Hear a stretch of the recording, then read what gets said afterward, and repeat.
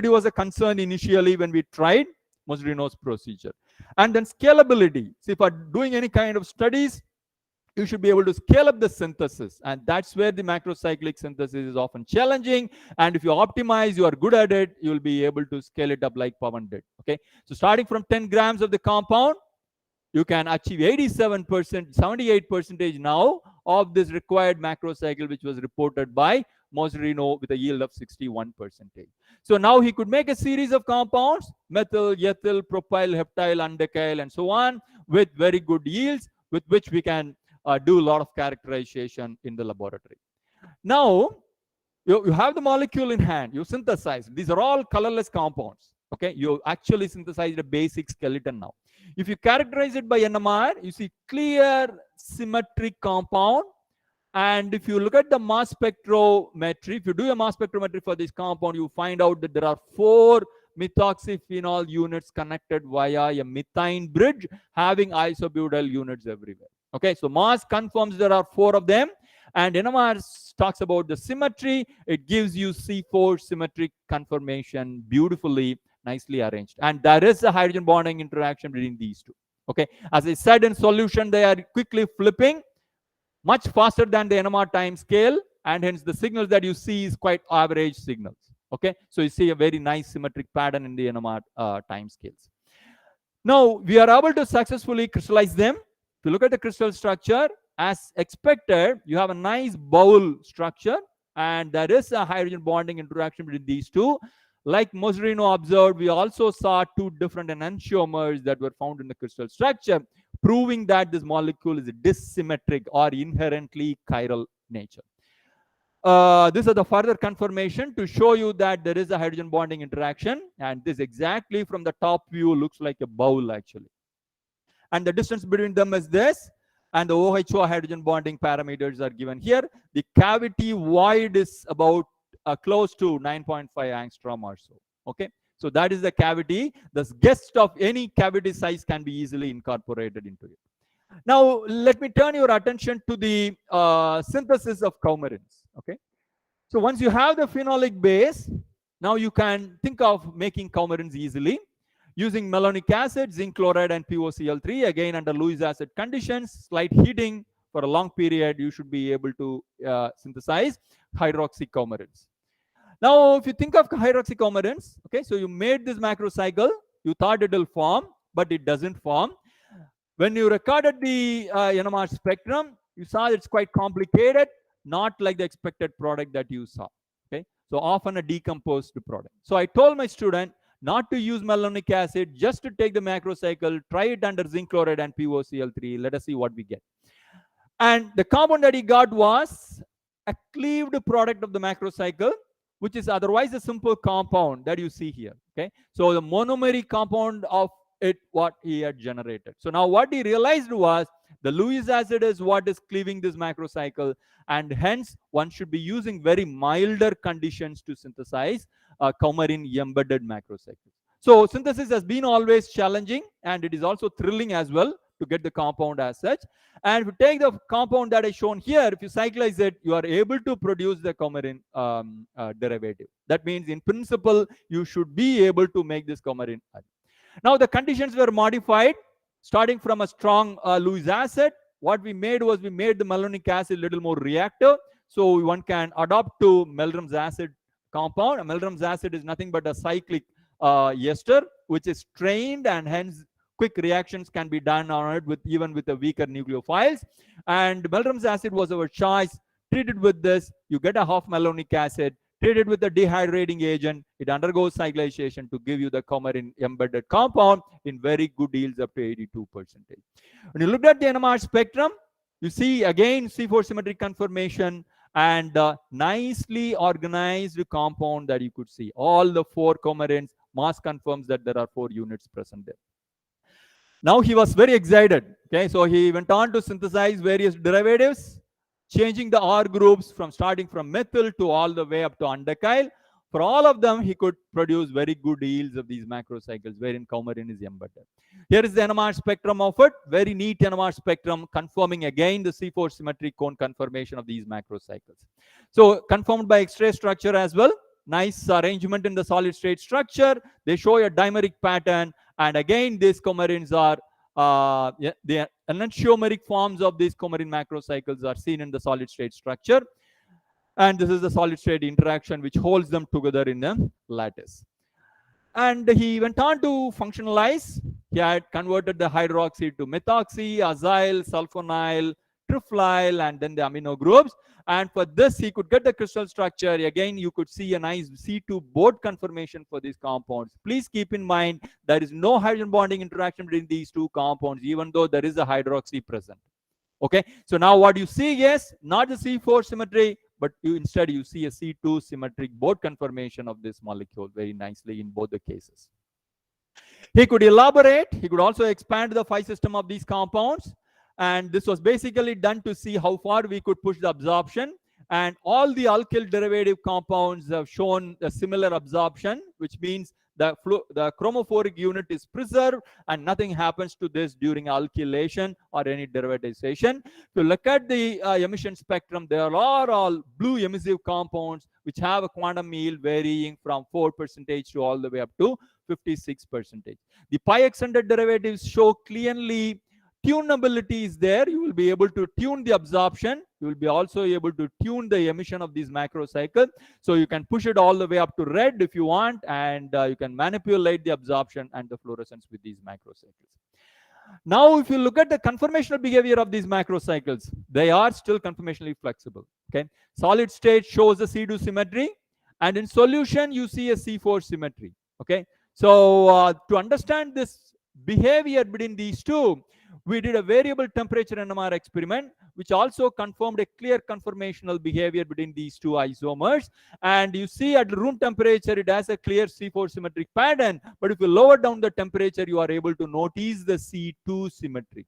So what happens is basically at a lower temperature, you are arresting the molecular motions or slowing down the molecular motions. So the NMR, now it comes to the NMR time scale, and NMR is able to differentiate between these two conformers. So one of the C2 is like this and another C2 is like this. So it is flipping easily between these two, and what the NMR shows you is an averaged signal. Okay, so that's what is shown at the room temperature, and it is not only for one compound, for all of them we could try, and we also did a higher temperature NMR experiments to see if they would flip inwards, and no annulus inversion was observed for these compounds. The conformational behavior of this compound was very, very, very important, we felt. Why? Because when it is conformationally flexible, you will be able to capture the guest very easily, because it gives you a flexibility. It can even capture a small size guest, or also it can capture a larger sized guest. So if you have a host like this, you put a guest, the possibility is that either you get a 1:1 complex, one of the hosts captures the guest, or maybe two of the hosts captures one larger guest. These are the two possibilities. So we screened a series of guests to understand what is the potential of this host. Either it can capture a positively charged cations or the anions, or it could capture some neutral molecules such as this G8 and G12, or it can capture electron deficient quinones to generate donor-acceptor interactions within the cavity. To understand that, we had screened various guests. What we found was this host, the coumarin 4-arene host, can capture the guest with positively charged cations very nicely. Okay, so the ammonium ions, for example, are captured very beautifully. So among none of them are captured, or they had a weak interaction between this. But when your attention is in G2, G3, G4, you find G2 is captured very strongly when compared to that of the G3 and G4. The reason could be because of the larger alkyl chains. Moment you add in more number of carbon atoms, the size of the guest grows, and hence you are not able to capture either in a 2:1 mode or in a 1:1 mode. NMR titration clearly confirms that there is an interaction between the guest G2 and the host. And if you do a Jobs plot with the changes in the chemical shift changes in the NMR spectrum, it tells you that there is a 2:1 complexation. Two of the host interacts with one guest very nicely. Further confirmation comes from the mass spectrometry. If you do a titration, take the solid that is precipitating out, record a mass spectrum, you find out that there is a nice dimeric assembly before you add the guest. But after adding the guest, you find that the 2:1 complex alone peaks are seen nicely, but no 1:1 complex is seen nicely. Okay, so that means it clearly forms a 2:1 host guest complex, and also it gives you a dimeric assembly without adding any guest as well. So that means two of them are interacting via hydrogen bonding interaction. Moment you add the guest, the hydrogen bonding collapses, allows the guest inside and further capsules. So it's kind of a molecular capsule, molecular capsule way that these two hosts and the guests are interacting. Now I'm coming to the last part of my talk. How to conformationally lock it? It has been quite challenging, okay, to conformationally arrest the motion of such flexible macrocycles. One of the ways that people have tried in Calyx arenes is to use a bulky substituents either onto the upper rim or onto the lower rim. Okay, by doing so, what they have done was an annulus rotation is not possible, and hence the macrocycle always remains as a bowl. Okay. And that's one of the common ways that people have tried. As you can see, if you substitute with the bulky group on top of it, or either at the bottom of the rim of the bowl, then you find that this macrocycle do not undergo ring flipping. Okay, so several different conformational motions that we saw earlier is not going to happen for this macrocycle. For resarcinerine kind of macrocycles, what people have done was to tie these hydroxy units, to tie them with the methylene bridge. Okay, you can easily lock them, and thereby it remains only the crown conformation. You will not switch between the cone and the boat conformations. Okay, in our laboratory, what we thought was, why don't we vary the bulkiness at the bridging alkane, and hence thereby you kind of introduce a steric and the torsional strain into the molecule, so that you will be able to log their conformational motion between the cone and the boat. Can we do that? So the question was to introduce to isopropyl units or the bulky tertiary units onto the methylene bridges of the tetramethoxy tetrahydroxy resarcinerine. So the synthesis was started. It took the same methoxyphenols and then added isopropylaldehyde or the tertiary and then did the same kind of reaction. What we found was tertiary compound was unable to be synthesized in the macrocyclic form, but he could get a polymer, very nice polymer. But when you put isopropyl groups, yes, he could isolate the compound in reasonably good yields, 48%. And then if you characterize the NMR spectrum, again, it shows a nice C4 symmetric pattern, and the molecular structure is very nicely situated in a crown. Now you may ask me, you also have a hydroxy groups there, you also have a methoxy there. So one can in principle expect a hydrogen bonding interaction, and so probably because you have such kind of a macrocyclic skeleton. So what we did was we asked to block the methoxy, we want to protect the hydroxy groups just to look at the validity of the hypothesis that we made. And here you can see all the alkyl groups are isopropyls, and he also protected all the hydroxy groups into methoxy. Still, you see a nice crown shape of these macrocycles. That means the influence of the isopropyl groups are there. It is not the hydrogen bonding that is driving it to remain in a macrocyclic form. To confirm this further, we did a variable temperature NMR. If you remember my earlier slide, I told you that when you lower down the temperature, you can freeze the stable conformation. But here, even if you do that from 25 degrees centigrade, there are no change in the signals. There's no splitting of the signals that you saw in the earlier case. Okay. In the earlier case, you had a conformational flipping between the C4 symmetry and the C2 symmetry, crown to the boat. Right? Here in this case, you do not see any kind of a flipping, retaining the same signals, but slight temperature effect is seen. Nothing other than that, I wouldn't see that I have not seen that the signals have split. So ultimately, we could synthesize the coumarinarine as well, and the coumarinarine remained in a cone conformation very nicely. And now that they pack one on top of each other, giving you a nice wide structure, a tubular arrangement of them. Again, a variable temperature NMR experiment showed clearly that there is no conformational switching. It is a rigid conformation that one can see. Okay, we have crystallized various compounds to understand the conformational behavior. Moment you have R is equal to methyl to vary from iso or to isopropyl, you find that the molecule is nicely bending in the solid state to arrive at the crown conformation. You can see that the steric interactions are there on the periphery. Okay, similar situation is seen for the coumarinarine as well. So bulky groups is substituted onto the methylene bridge. You are able to control the conformational motions, whereby all the molecules remain in ground conformation nicely. Adding more for methyl groups onto it increases the strain, and hence you retain it. Okay. So a simple conformational analysis will tell you greater the number of Gaussian interactions. Okay. The molecule faces large amount of strain, and especially in the case of isopropyl units. Okay, this is the only conformation possible. Methyl groups outside the core. Okay, if you are allowed to bring one of the methyl groups inside, that's when it starts to face a lot of steric interactions inside. And one of the most stable conformation is only this. This is the only stable conformation, and this two forms is not at all observed, and hence you are able to log the conformation very nicely for these macrocycles. By tuning simple steric strain and torsional strain, we are able to control the conformational motions. And I think I'm coming to the end of my presentation, where this work has got a lot of attention. The student had won a lot of awards for this. His paper was also selected as one of the very important papers in European Journal of Organic Chemistry.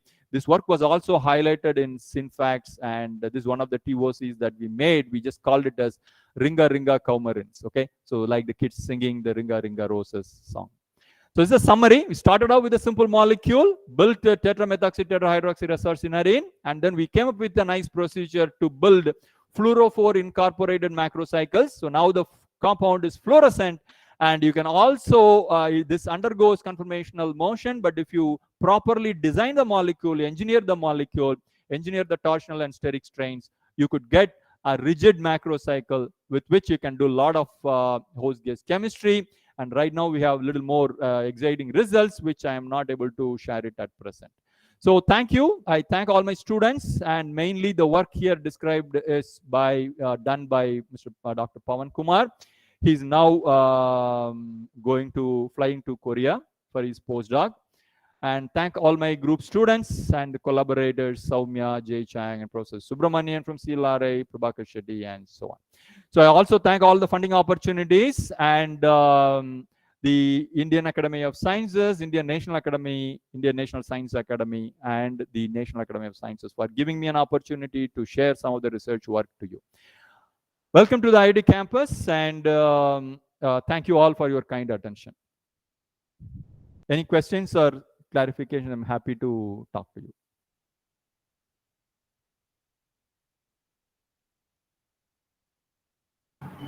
Thank you so much, sir.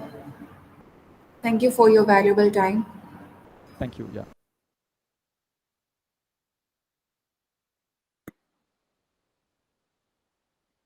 Participants can ask questions if you have any.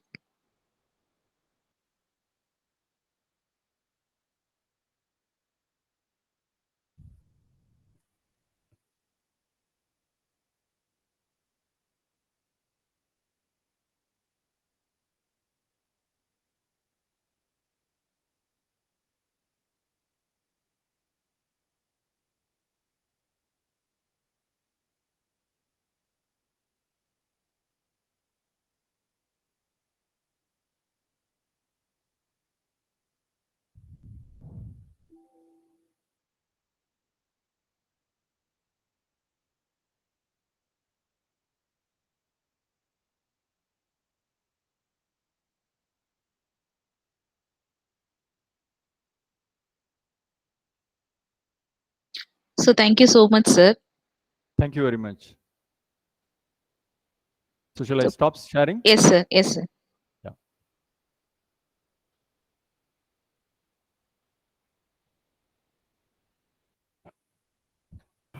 So thank you once again for giving me the opportunity. Yeah. Thank you. I'll see you in the afternoon again. Yes, sir. Thank you, sir. Yeah.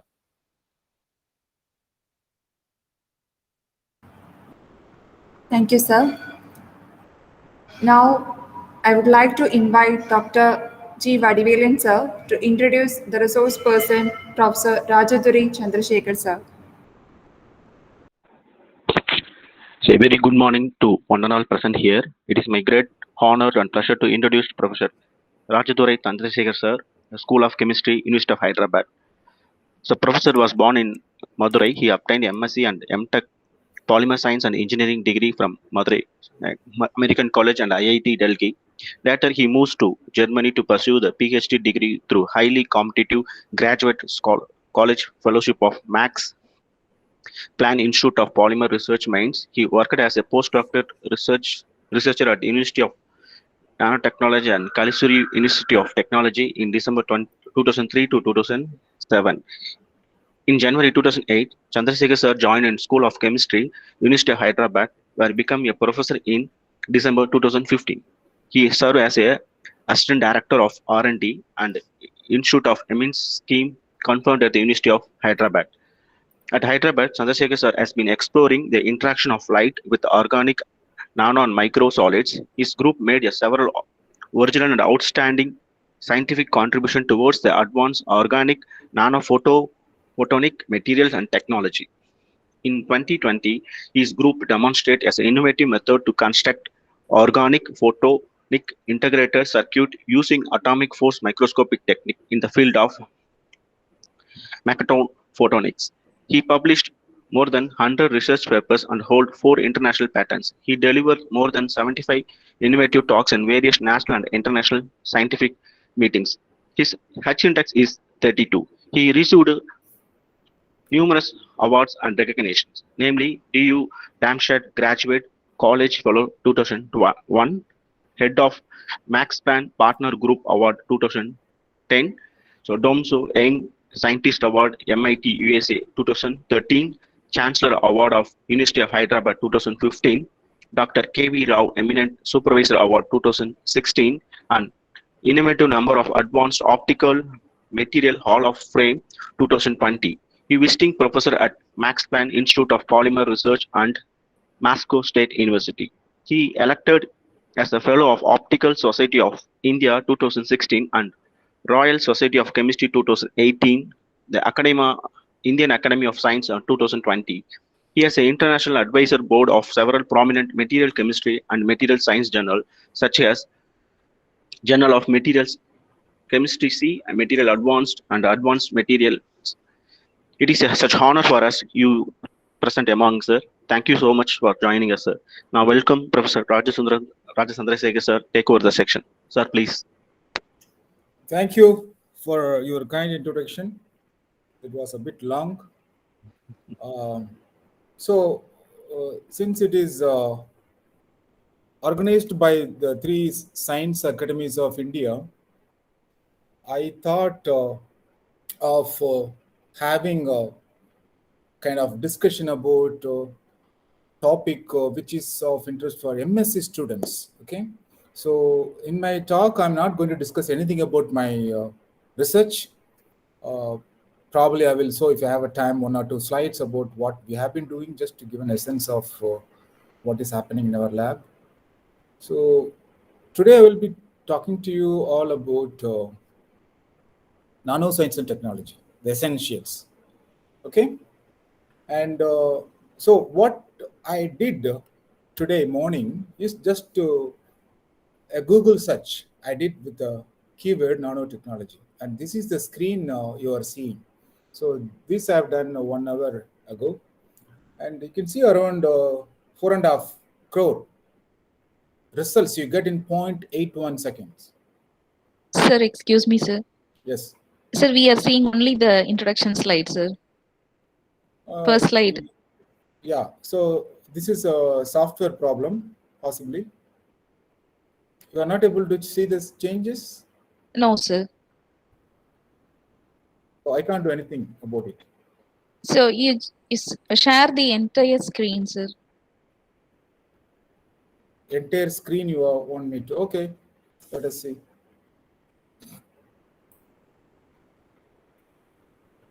This always happens in this online presentation, but Google, it's not supposed to happen. I don't know why it's happening. So I have to stop sharing. Entire screen. Entire screen.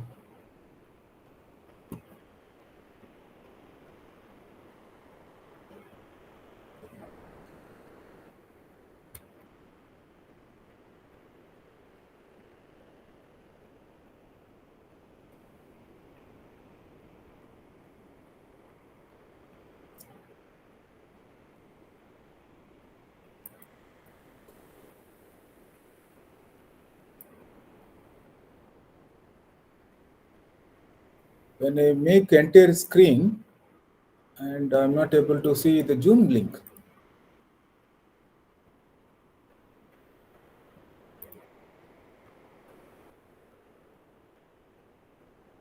I don't think we can share the entire screen.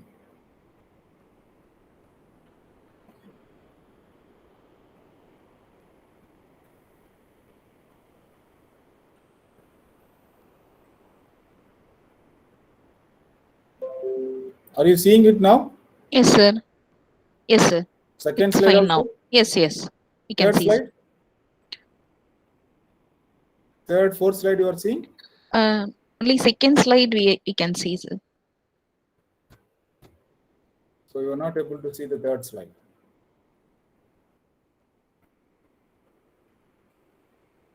Now we can see the third one, sir. So it takes some time. Okay. So that's how Zoom link is working now. Okay.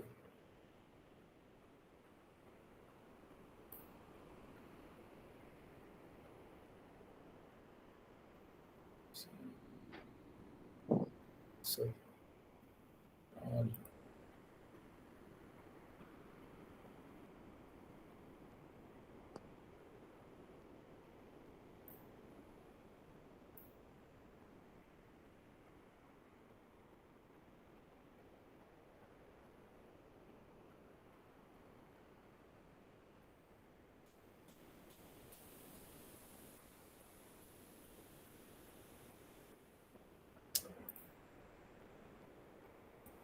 even that disappears. Okay.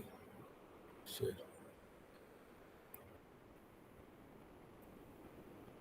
So are you able to see this slide now? Yes, sir.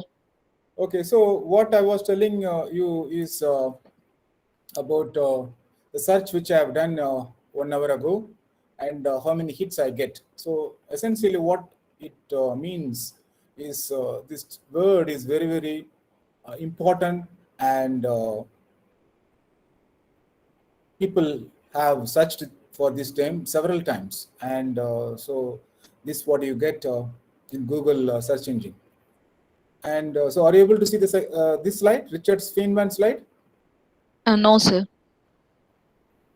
So please do the slideshow. Sorry? Slideshow. Please make it. It's already in the slideshow mode. We can't see that, sir. Now third slide has come. Now? The third slide has come, sir. Okay, so fourth slide, are you able to see? No, sir. Now fourth slide, are you able to see? Now fourth slide is seen. Okay, now I understand how it works. Okay, so I want to, you are able to see the Richard Feynman, right? Yes, sir. Yes, sir. Okay, so he's a great man. He got Nobel Prize in 1965. Theoretical physicist. He's one of the scientists who propose a new research field called quantum electrodynamics. Yeah, chemistry students normally don't study quantum electrodynamics. We end up with quantum mechanics, but the physics students, they study quantum mechanics and also the electrodynamic effect. So the quantum electrodynamics is the field introduced by him, and also he mentioned about very important word just while speaking in his very famous talk. He mentioned there is a plenty of room at the bottom. Okay, so he just like that he mentioned plenty of room. What does it actually he meant is he predicted that one can see exciting new phenomena which can even revolutionize science and technology and would affect our everyday life if we are only able to gain precise control over matter down to the atomic level. Yeah. So he, in 1959, okay, that time even NMR was not developed. Nuclear magnetic resonance was not there. Purcell was working on that machine that time. But he could foresee that if a scientist is not able to control the atoms and molecules, he's mentioned atom, but even a molecule is now only happening. Atom also, in some labs, they have been doing manipulation of precisely controlling the position of atoms and molecules. And then only the properties will be, the real properties one can feel and one can think of application. So the bulk property of a molecule in the solid state is different from the same molecule in the single molecule state. A single atom will behave differently. That is what he envisaged in those days. Okay, so he never used the word nanotechnology. He never used. And who used this nanotechnology term? This gentleman, Eric Drexler. Okay, so he popularized the word nanotechnology in 80s.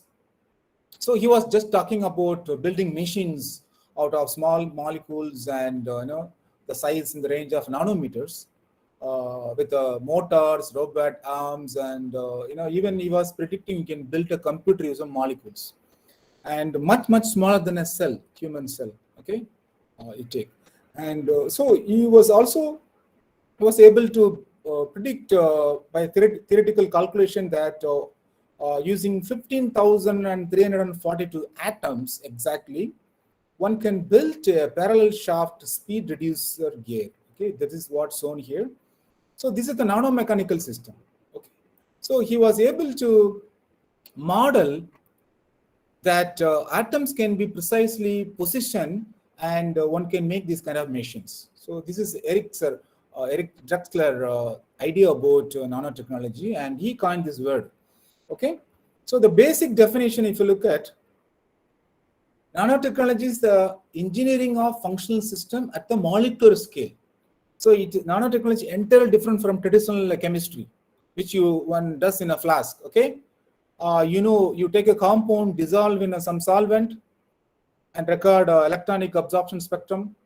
It will be 1, and then you record the electronic absorption spectrum of the solid, no solvent, no dissolution, and then the electronic absorption spectrum will be different. So this is what chemists have been seeing when they work with samples. Okay, solid state, solution state. The properties will be completely different. But in nanotechnology, what it says is the molecule, single molecule property will be entirely different from the bulk property, whether it is solution state or solid state. Okay, even the solution state will have weak intermolecular interaction, though you have isotropic situation. So that is what these people were able to see.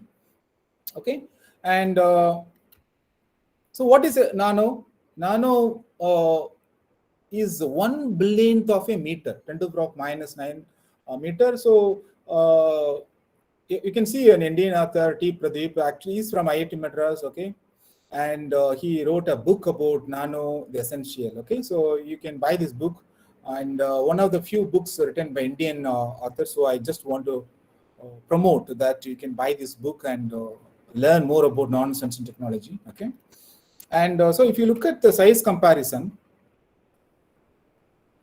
of a biological system, synthetic system, and microfabricated systems, and if you look at the left side, you can see the size of the objects: 0.1 nanometer, 1 nanometer, 10 nanometer, 100, 1,000, and 10,000. Okay, so 1,000 nanometer means 1 micron. And if you look at the right side, the corresponding wavelength. So the infrared spectrum, the radiation wavelength is around 1,000 to 10,000 nanometer. Visible below 1,000, and around from 400 nanometer it starts visible, and that is what. So this very beautiful picture painted by Whitesides. Okay, and if you look at biologically made structure, and it covers up to 10,000 nanometer, and look at the microfabricated structures prepared by engineers and physicists, that also, okay, except some quantum dots prepared by chemists. But the chemistry molecule, if you look at the chemicals, the size is very, very small, always, not even 5 nanometer. So how to get a big structure, nanostructures or microstructure, one need to follow a self-assembly approach. Okay, you put the molecules together and let them interact using weak intermolecular interactions like hydrogen bonding, halogen bonding, Pipette stocking, van der Waals interaction. So thereby the molecule will come together and they meet each other and try to get the lowest minimum energy, and then they grow as a crystals. Okay, that is what you are seeing. Thereby, one can prepare a synthetic structures in this range, 100 nanometer to 1000 nanometer, 1 micron. Okay, so that one can practice nanoscience and technology. Yeah, in order to practice nanoscience technology of molecules, one should make nano micro structure using molecule. That is what missing in the area of chemistry. Okay, a few chemists work on putting the molecules together and try to make molecular solids or organic solids in this range, 100 nanometers. So this is a very, very important thing. Okay, and if you want to understand nanoscience and technology, you should look at this particular slide. You have you are seeing a leaf, okay, 1 meter, and then if you look at a close look at the leaf, shows that there is a fly sitting there. So scale is 10 centimeter. And then if you go very close by, you can see 1 centimeter scale, you can see the eyes and wings and the body and also the antenna clearly. So 10 micrometer scale, 100 micrometer scale, you can see the eyes. The eyes are completely different. Okay, it looks like a compound eye. Okay, lots of lenses you can see. Now, to see these lenses very clearly, you need to have a close-up shot. So the optical microscope can't be used for that. You have to use electron microscope. So this is the 10 micrometer scale image of a scanning electron microscope. You can see the lens shapes, and also there are features like antenna type features exist, and you can see that antenna when you go to 1 micrometer, which is 1000 nanometer. Okay, and then if you go, so this is how the electron microscope. After that, you can go down and do high resolution electron microscope image down to 100 nanometers. Okay, and this is the bottom level you can reach. After that, you can't see with the electron microscope DNA, which is 10 nanometer, and if you go to 1 nanometer, you can see atoms. So these are all a bit challenging. So if you want to see these 10 nanometer and 1 nanometer scale objects, you have to use scanning tunneling microscope. Okay, now let me discuss about this. In 10 or 15 days, we will have an announcement about Nobel Prize, okay, from Swedish Academy. So it's important that I also highlight 2016 Nobel Prize winning chemist for a common topic, molecular machines. So this is how the Nobel Prize medal looks like. Yeah, you can see Alfred Nobel. And so the 3 gentlemen got Nobel Prize for their work, okay, on molecular machines. Jean-Pierre Sauvage, Francis Stoddart, Ben Feringa. Okay, and you can see the age. He is one of the youngest guy, Ben Feringa. And what did they do? What did they do? If you ask the question, Jean-Pierre Sauvage, or so it's a Jean-Marie Len and Jean-Pierre. So this is a famous French first names, and Sauvage is his family name. And he introduced the mechanical bond compound. So we studied about covalent bond, coordination bond, ionic bond, metallic bond, okay, hydrogen bond, that is all weak interactions. But he introduced a new bond called mechanical bond in 1983, okay. And Francis Stoddart introduced a molecular shuttle which can go up and down on an axle, okay, in a controlled manner by varying the PK. So this gentleman is going here, and then he can take this lift and go up and then walk to the first floor. Okay, so this is what this molecular shuttle does. Ben Feringa developed molecular machines, okay, and in 1999 he constructed molecular motor. So he studied this molecular motor using nuclear magnetic resonance spectroscopy, and he proved that one of these top unit is acting like a rotor blade and continuously spinning in the same direction. So that is what he found, and that is how these people unknowingly or knowingly contributed to the nano science and nano machines, and they were awarded Nobel Prize. Okay, and one of the important person who was missed out is this gentleman, Professor James Tour from Rice University. He also contributed. He synthesized a nano car. Okay, and for the wheels he attached C60, and then every car has an axle. He used alkyne. Okay, alkyne carbons are one sp carbons and 180 degree angle bond angle, so they are straight and they can act as a real axle. So he made this compound, and he investigated these structures using scanning tunneling microscopy. That's what shown here at 200 centigrade. What happens is at this temperature, these molecules, you can see here 4 wheels. You won't see the ethylene bond. Okay, that is the resolution. The scale is 19 nanometer scale. Okay, so you look at how small these cars are. The cars are all moving on this metallic surface. Okay, and so he also proved that the C60 molecules are rotating. Okay, it's not just skidding, it's rotating. It means that it's really acting as a wheel. And he published, but his name was not really included, because if you want to get Nobel Prize, you have to consistently contribute and develop. Okay, not with one paper and publishing in nanocar. Okay, so he missed out. But you look at the organic chemistry. Organic chemistry is really a hell here. You can see the burden of the student who made this compound. Okay, in fact, this is not made by one student, one PhD student. Many PhD students contributed, and finally, couple of PhD students joined together. Okay, and completed this job of preparing compound called nanocar 1. Okay, so this nanocar 1 is very complex molecule. Organic chemist can't think of this molecule, and actually, it's a crazy idea. You understand? You have to make the molecule to test your theory that the molecule will work as a car, but if it doesn't work, then everything is out. You can publish on JOC. Okay, but if it works, then it's a different story. You can publish in nano letters. And fortunately, this bond, the single bond, there is engineering here. You can see the single bond. Okay, so the single bond can rotate. Okay, so the C60 molecule is rotating around the single bond, thereby acting as a wheel.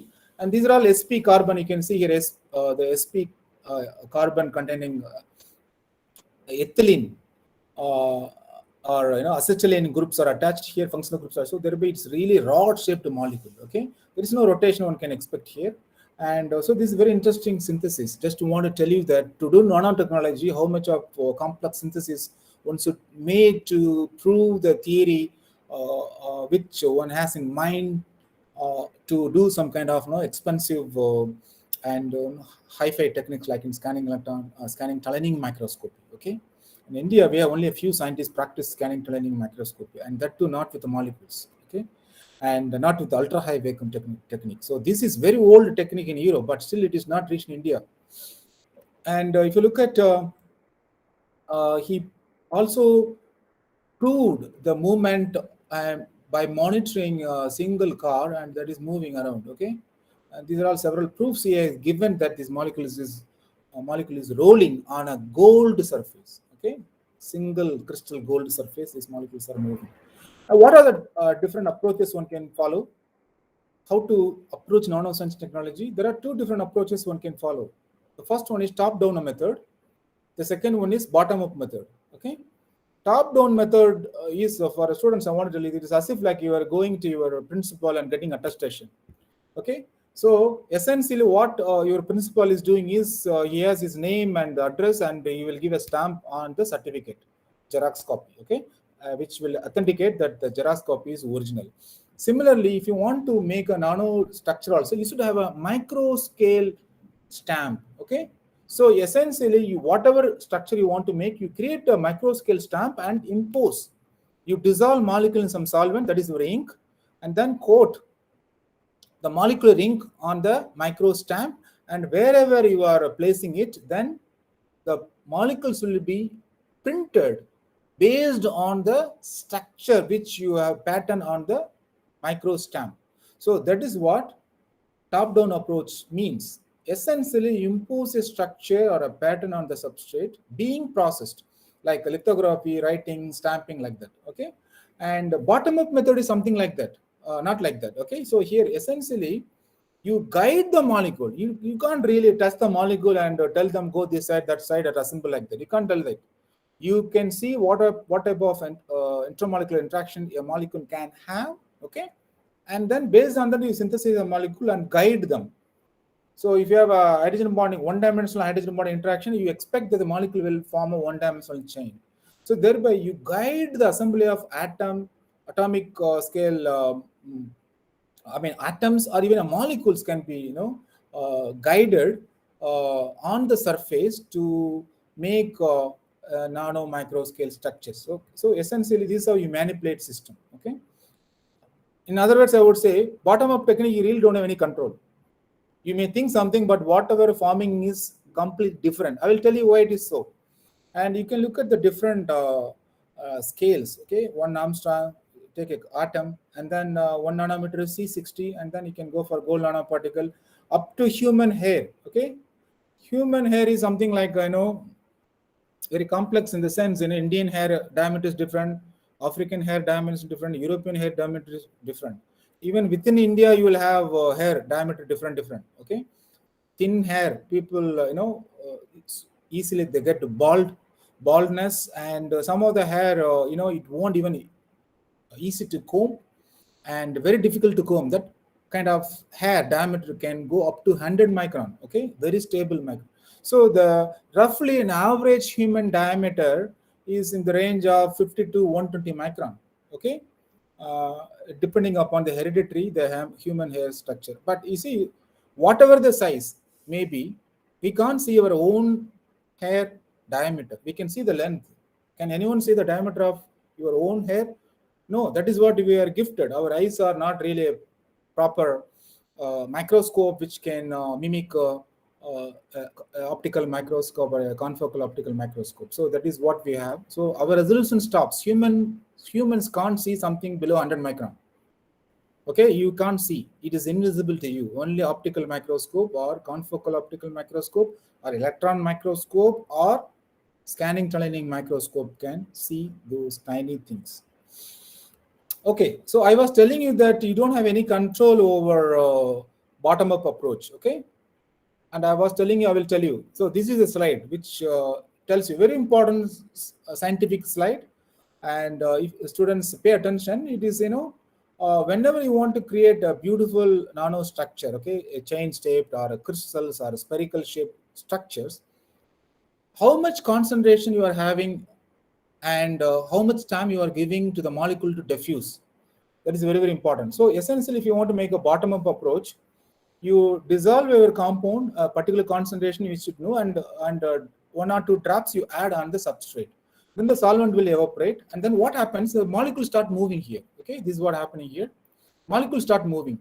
When you have a molecule number more than the time given to the molecule to diffuse, then what happens? You will have this kind of messy structure. Okay, there is no order here because more number of molecules are deposited, and you are giving less time for the molecule to find proper, energy minimized geometry, and then you have kinetic product like that. There is no feature here. But less concentration, more time for the molecule to find energy minima, you will have already 2-dimensional arrangement is happening here, like the one which you are seeing here. Okay, so this recognition happens here because of the benzoic acid type molecule having hydrogen bond. Okay, the acids are having hydrogen bond. Carboxylic acid can make hydrogen bond. So this benzoic acid type molecule forming hydrogen bond and making this beautiful 1-dimensional chain. Less number of molecules and more diffusion time. It means the solvent should not evaporate also very quickly. You should have a very little bit moderate boiling point solvent so that the molecule will have enough time to diffuse and find proper aggregates. Okay, so that is very, very important. So the hydrogen bonding pipe is taking all very, very important in this case to create structures. Okay, so this is the example of scanning tunneling microscope, single molecule resolution. You look like it as if it's look like a kind of a rice, right? And but this is not rice. This is this molecule. Okay, and you can't see all this hydrogen bonding interaction, but you see this is a gap where you have this hydrogen bonding interaction. So the scale is around 50 Armstrong, 5 nanometer. Okay, and what are the approaches we can follow to make this top-down approach? You can use polydimethyl siloxane type mold. These are easy. Anyone can make this kind of rubber. Okay, and you make this rubber and mold it on a CD cover. Okay, and then you can imprint the features of a compact disc on the PDMS rubber, So that is how we can make a rubber here, and then your compound in some solvent, imprint on it, and then the solvent evaporates, leaving this kind of features resembling the mold. Okay, and so you can make a positive and negative molds also. Like this, you can make many different molding techniques, micro transfer molding or micro molding technique in capillaries.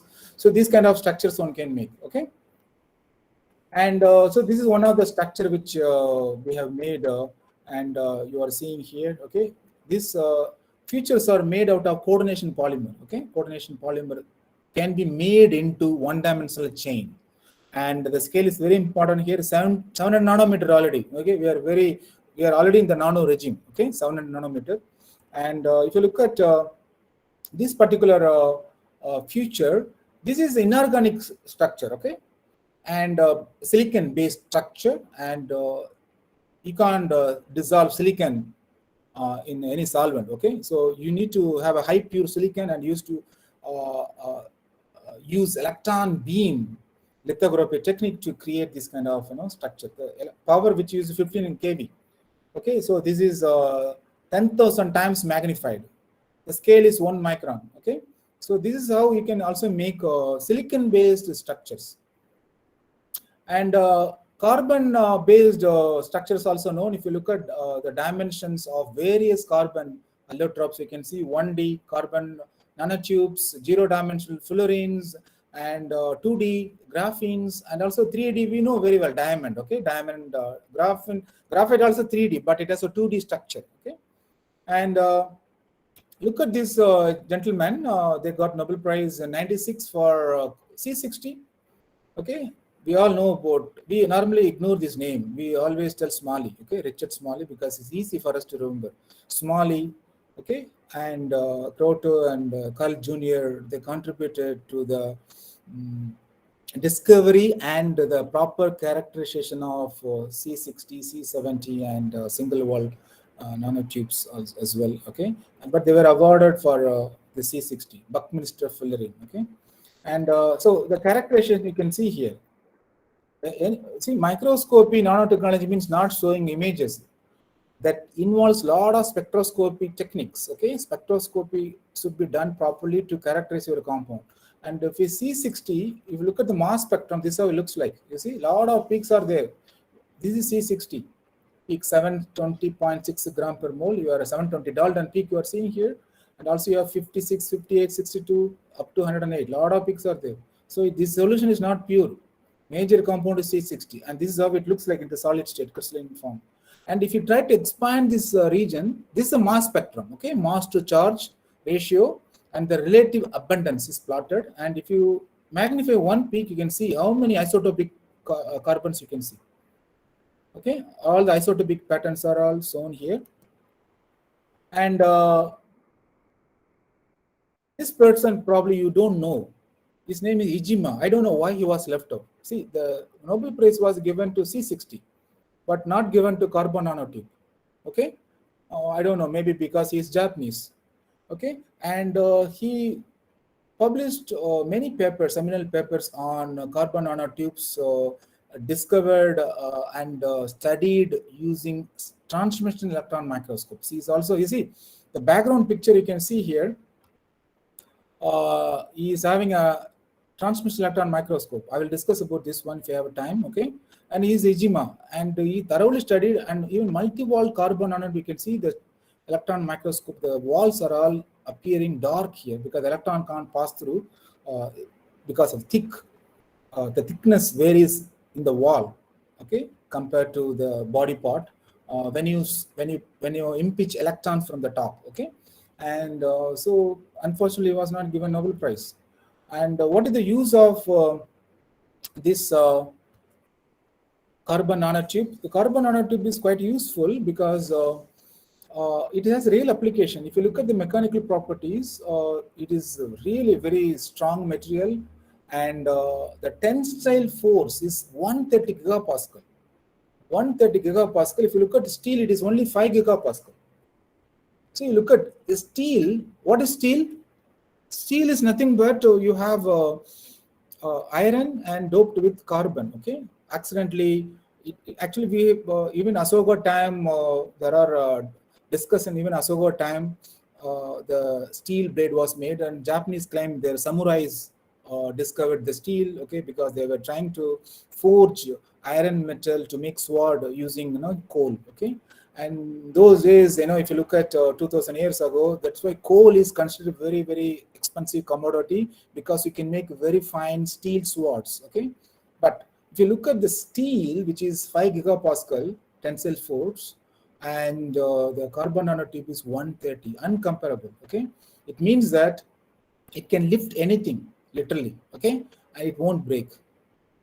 So it is very useful for many applications. Like it can be used as a AFM tip, super strong fabrics, and polymer composite, and even a space elevator. Okay, one can connect this rope. Okay, CNT rope. You can connect in Coimbatore from your college and send through satellites to moon, and moon you connect. Then thereby you can go from your college to moon using this CNT fiber. The reason is it has 130 gigapascal, so you can believe it. It's stronger, much stronger than a steel. So a space elevator concept also been discussed, but how one can make such a long CNT fiber, that is very, very challenging thing. But it can be made. You have to really invest a lot of time and production capacities. And but if you look at it, has been manufactured in the laboratory, not only the laboratory but industrial scale. In nano manufacturing, it's a 16 gauge wire. Okay, it used 1.3 millimeters in diameter, made from carbon nanotube that were spun into thread. So this has been already made. So I'm not really telling something impossible, but this is highly possible. Okay, space elevator concept using CNT is highly possible. Okay, and so you have to characterize a nanotube, right? So you can't just seeing the image and you can't publish paper. You have to study using spectroscopy. Then Raman comes into picture. Okay, any centrosymmetric bonds you have, then you have to centrosymmetric molecule and non-polarizable atoms having bond, then Raman comes into picture. Okay, and Raman spectroscopy, if we do for carbon nanotube, we get various band, G band. Okay, very strong G band, which is a tangential mode. Okay, almost like in plane vibrations. And then you also have a radial breathing mode, and D band. D band is a defect or disorder band. Okay, and also overtones also you see, like in some compounds you see in infrared spectroscopy. In Raman spectroscopy also you can see sometimes overtones here. So this is, if you have this spectrum, it means that you have a carbon nanotube. Okay, if you don't have this one, you are having something else. Okay, and so spectroscopy also very, very important. And so nanotechnology not only means microscopy, it also involves serious spectroscopy. Okay, now this is 2D material. So we see C60, Smalley, Kroto, Carl got Nobel Prize, and then carbon nanotube, Ijima did not get Nobel Prize, and then recently graphene, 2D material. Okay, and again Nobel Prize was given in 2010 for this supervisor Andrei Geim and his former PhD student, Novoslav. Okay, so they were having a Friday experiment. In Novoslav, Andrei Geim's lab, Friday evening is kind of devoted to do something not related to group research. And so Novoslav, very studious research fellow, he was quite intrigued with this graphite. So he thought that graphite is 2D structure can remove like a paper, one layer after another layer. So how to do that is what kind of challenging. So the Russians always have an innovative way of thinking. Okay, they don't really think of sophisticated tools. So he used simple, Scotch tape which he used and placed it on the graphite and then peeled off. And then what happens is, when you do that, some of the small flakes of graphite sticks to the Scotch tape. Okay, after that what he did is he attached another Scotch tape and then separated into 50-50. Then he did this several hundreds of times until he separates into few layer graphene. So 3 layer, 4 layer level event. Friday experiment. Okay, his boss never told him to do. Novoslav did because he was so creative. And then also See, this is the method he used. If you look at the method which I'm given here, he can also do. Students, you can take a graphite, okay, and you can do this experiment in your college, yeah. And this is the procedure. You need to have a tape, okay, and if you have a highly oriented, this is also not very expensive. If you have a HOPG, that's good, or you can even use a graphite, okay, and you place several times the tape, different location, so that you'll be able to get some fragments on the cello tape, and then thereby do multiple times, and they will be able to get this kind of flakes, okay. It probably a few layer graphene. So characterization is quite difficult. You need to have an electron microscope, not any electron microscope. You need to have a transmission electron microscope, okay, and that is what he has done to prove that he made a two-dimensional crystal. A graphene is a 2D crystal, okay, but it also has the property is very superior, and it also like a silk. It also has a defects. So those are all had been characterized thoroughly by Novoselov and Andrei Geim, and both got Nobel Prize, and then got FRS, and now they are a professor in University of Manchester. Okay. Anyhow, next I will go to the very important metal. Everyone likes this metal. Okay, this defines your status. If you have more of this metal, you are rich. If you don't have this metal, you are poor. But I want to tell you that in Egyptian time, this metal is not valued very high in value. Silver was the number one metal. Silver first, and then gold. That is the reason if you look at Egyptian mummies, they used gold lavish manner. Okay, they used mummies using gold. Very less amount of silver found because it's very expensive for Egyptians. Just want to tell you that. But now currently, platinum is expensive, rhodium is more expensive, gold is coming, then silver is, very 1 kg is around 51,000. Okay, we can buy silver easily, and gold is still expensive. But the gold color, if you look at it, it's metallic yellow color because it's bulk. But when you try to chop into small pieces, okay, the color changes. So gold, few atom gold is not yellow, it is different. Okay, you change the number of atoms and then the color also changes. If you look at here, this is what's on here. This is gold, all are gold only, but different diameter. 100 nanometer, prism shape, sphere 100 nanometer, and then you have 50 nanometer, 80 nanometer, 40 nanometer. See, the color is changing depending upon the size and also the shape. Okay, I don't want to discuss about the shape, but complex for the students, but I want to tell you that when the size comes down, then the color also changes for the gold solution. And this property, the gold also gives a very nice surface plasma and resonance. Okay, and because the electromagnetic radiation, electric field frequency matches with the oscillation of the sea of metals in the gold, and then you have absorption. So normally this absorption comes around 560 to 580, which is in the visible range. But depending upon the size of the gold nanoparticles, the absorption will change. Thereby you can produce different colors. So don't believe gold is yellow. Gold is yellow in bulk state. The melting point, mechanical property, electrical property, and also the color, everything will be different when you go to nano level. That is the reason the nanotechnology emerged a very strong and active field. Okay, so this is again very important slide for the students. Please look at it. See, you might be wondering when you are having your teacher is giving some experiment and asking you to check melting point. Every student will report different melting point. It should be like that only. If all the students reporting one melting point, something wrong here. I'm telling you why. Because many times organic chemists, when they look at the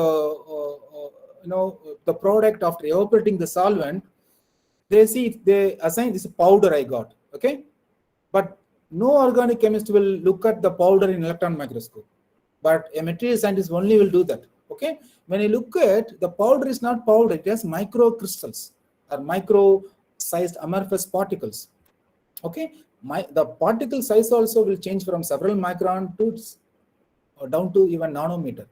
Okay, and that will affect melting point, because the melting point which a student is measuring is the average melting point of different particles having different sizes. That is what's shown here. You see, you take one atom, okay, one atom, not shown here, and one atom, if you look at the one atom surface area, 100%, okay, but you take 12 atoms and put around the one atom, and then you will have 13 atoms. The surface area goes down to 90%. You can also put second shell, 55 atoms, surface area 76, and then you have 3 cell, 4 cells, 5 cells, 7 cells. You can mix the surface atoms. The area decreases when you increase the number of it. Correspondingly, the melting point also will decrease. You look at here. When the particle radius is 10 nanometer, the melting point is for the gold is around 1000, okay, roughly. But you reduce the gold particle size, then what happens? The melting point decreases. Do you understand? It is not only for the gold. It will happen for many systems, even organic system, inorganic system, okay. And it's very simple, because you have to assemble. You have to understand what is melting. What is melting means just removal of atoms, right? When you have only 13 atoms, removing the 12 atoms from the central atom is very, very easy.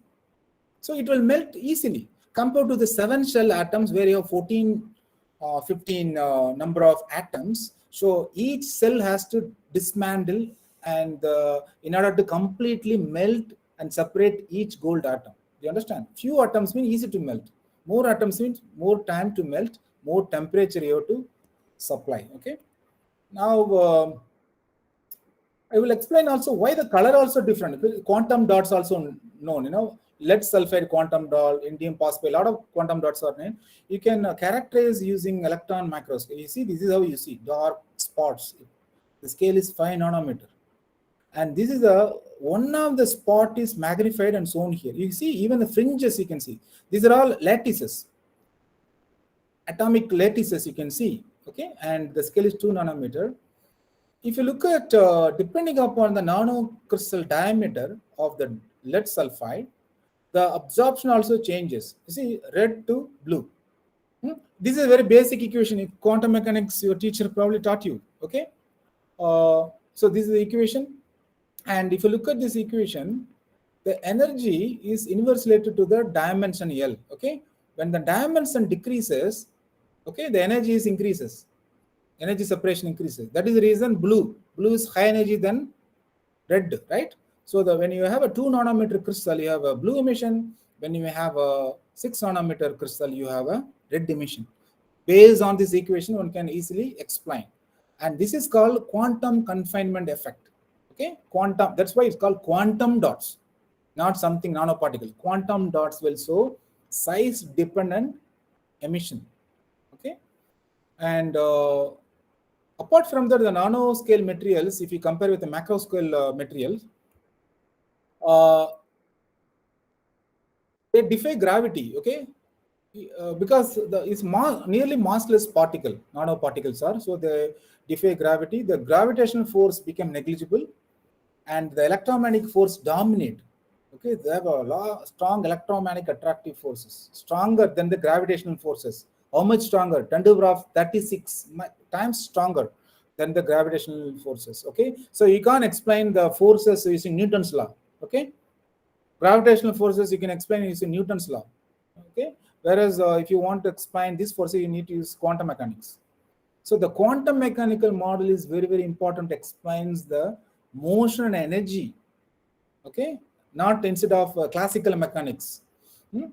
And you also have a greater surface to volume ratio, because you are going, I told you, one atom, what is the surface area? Surface area of any atom is 100%. And then you need 12 more atoms to cover the single atom. Then you have 13 atoms. The surface area goes down to 96%. And then more and more atoms you have, surface area decreases. Okay. So the smaller size of the nanoparticle, more surface area is very important for catalytic application. Okay. The catalyst, nanoparticle based catalysts are very useful because highly reactive. Okay, you don't have to run your reaction for 1 week. Okay, nanocatalysts can reduce the time and also increase the yield. Sometimes also very useful for selectivity. Okay, and so the nanoparticles will randomly move.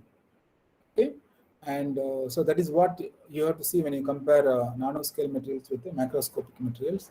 And see, if you look at nanorobots, this is a kind of a concept made, futuristic concept. Okay, this is a nano robot. I would call this is a nano doctor. Okay, and what this scientist developed, is this is his imagination. You need to have this. This is your blood vessel. You can see red blood corpuscles, and this is the robot, nano robot, where you have a camera. Okay, and this is your payload. Payload can be anything, your drug or whatever, medicine, vitamins, all these things. And so you have a swim tail. It will be going around in your bloodstream, and this camera can locate wherever you have a cancer or some problem, blood blockage, all these things. So it will locate the place. Once it located the place using the camera, it can deliver the payload. Okay, and thereby it can really precisely solve the problem in our body. Not only a human body, it can be used for animals. Okay, to cure the disease. So this is a kind of futuristic idea about nanotechnology, where it can lead to. Okay, and see, this is what I mentioned, drug delivery. Okay, drug delivery, nano capsules can be used to inject drugs to the specific location of the body, wherever it is required. Now what we are taking is, we take tablet, it goes to our stomach, and how much of the molecules, how many molecules will reach the target site is nobody can tell. It depends on what else we are eating and also our metabolism, all these things. But targeted delivery is now very, very important. Okay, so this kind of nano capsules also proposed to go to the target and deliver the medicine which is inside. Okay, so this kind of concept already coming up. You can buy also. Some of the nano medicines are already available. Okay, for example, vitamin D. Okay, and vitamin D is not water soluble. ADEK fat soluble, BC is water soluble. So that is the reason we always have vitamin D problem. And also our Indian mentality about the skin color, they don't want to go to sunlight, because you will be a dark skin complexion, people don't like. And but actually, if you don't go to sunlight, what happens? You will end up with the vitamin D deficiency. You understand? And then you have to buy vitamin D tablets. But vitamin tablets, how you will take, when you take in our body, it won't dissolve in water. Okay, and in order to have vitamin D, you have to also calcium 2+. So now the calcium 2+ and the vitamin D combination also coming as a nano drug delivery system. And what actually happens is, this vitamin D, which are kept in a capsule, the capsule will make small hole and deliver very, very small amount of vitamin D. It will stay in your stomach and deliver vitamin D for a long period of time, thereby increasing the chances of absorption in our body. Okay, and it can go and it can be get absorbed on the specific target site, and thereby it can solve the problem. Because when you don't have vitamin, we end up a lot of problem. Orthopedic problem will start when you don't have vitamin D. And so this is a common problem faced by Indians. Okay, and so spend more time on the sunlight. And so with this I wind up, because 44 slides, and I may need more time to. I thought of elaborating also about different techniques. Okay, and so I will wind up so that the next speaker can start his talk on time. Thank you.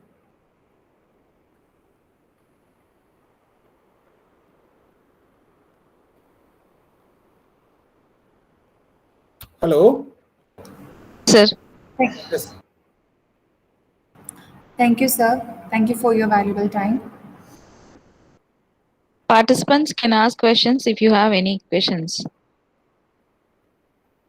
Students should interact. That is the reason Academy is sponsoring this kind of conferences. So I expect one student asking me a question.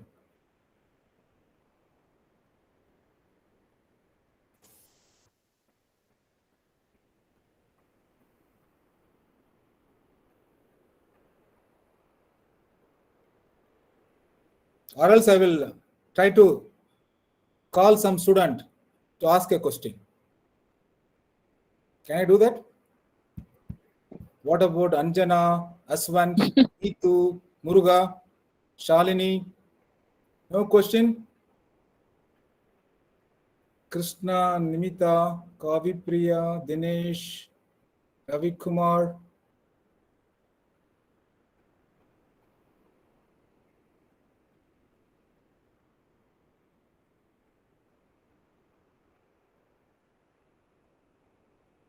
See, asking questions is very, very important for our students, and that also shows the involvement you are having with any presentation, even the classroom teaching. Okay, so you have to have the culture of asking questions fearless, because there is no question is bad. Okay, any question you ask in your level, that is very important. Okay. Okay.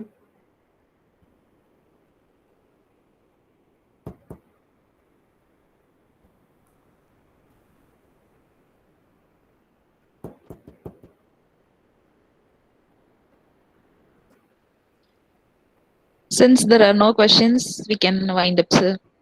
Okay. Thank you very much. Thank you so much, sir.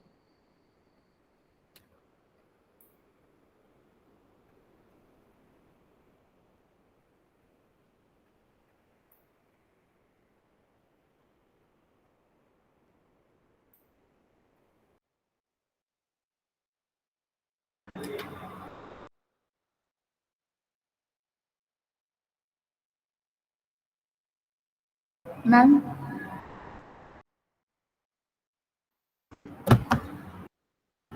So it's time for the lunch break.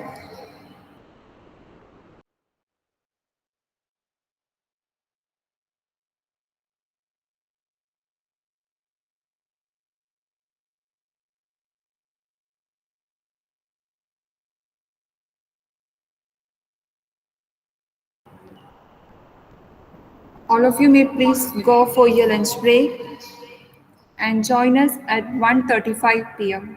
Thank you.